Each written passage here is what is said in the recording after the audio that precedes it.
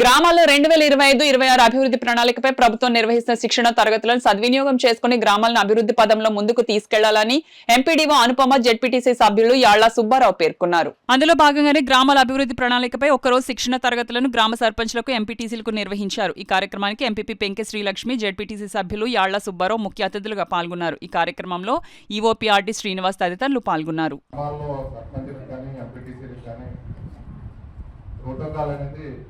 ఇక్కడ కూడా జరగడం లేదు. అలాగే పంచాయతీలో పంచాయతీ ప్రెసిడెంట్ గారి ఆధ్వర్యంలో జరగాల్సిన అభివృద్ధి సర్పంచ్కి సంబంధం లేకుండా కూడా కొత్త ప్రభుత్వం ఏర్పడిన తర్వాత ఎంత పోకడలు అని చూస్తాం.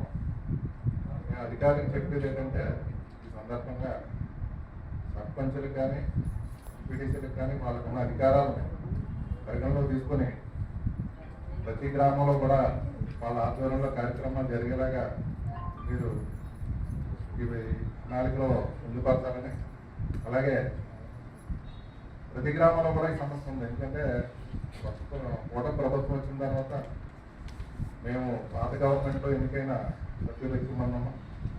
మరి ఎవరైనా కొంత అధికార పార్టీకి సంబంధించిన వాళ్ళు ఒక ఉంటే ఉండొచ్చు, కానీ మిగిలిన అందరూ కూడా ఇబ్బంది ఫేస్ చేస్తున్నారు.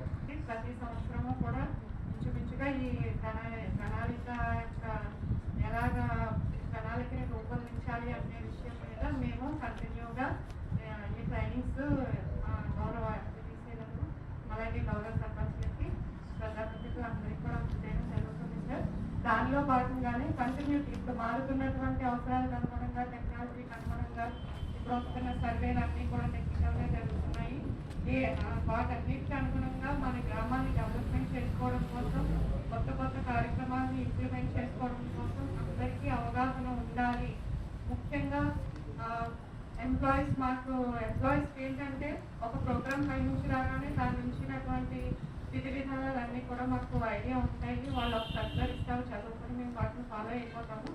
అయితే ఏది వచ్చింది ఏంటి అన్నది గౌరవ ప్రజాప్రతినిధులకి తెలియజేయవలసిందిగా మా పంచాయతీ సెక్రటరీస్కి అలాగే కన్సర్న్ మండల్ లెవెల్ డిపార్ట్మెంట్స్ అన్నిటికీ కూడా ఆల్రెడీ ప్రోటోకాల్ పాటించాల్సిందిగా చూడమని. ఉద్యోగుల పరంగా మేము చేసేది చేస్తాం, కానీ గ్రామం పరిస్థితులు స్థితిగతులు అనేది ప్రజాప్రతినిధులకి తెలిసినంతగా మరి ఉద్యోగులకు తెలియవు.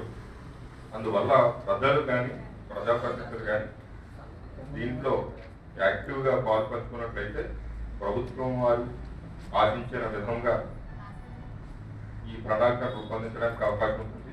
ప్రభుత్వం నినాదం ఏంటంటే సబ్కా సాత్ సబ్కా వికాస్, అంటే అందరి యొక్క అభివృద్ధి కోసం అందరూ భాగస్వాములే పనిచేయాలి.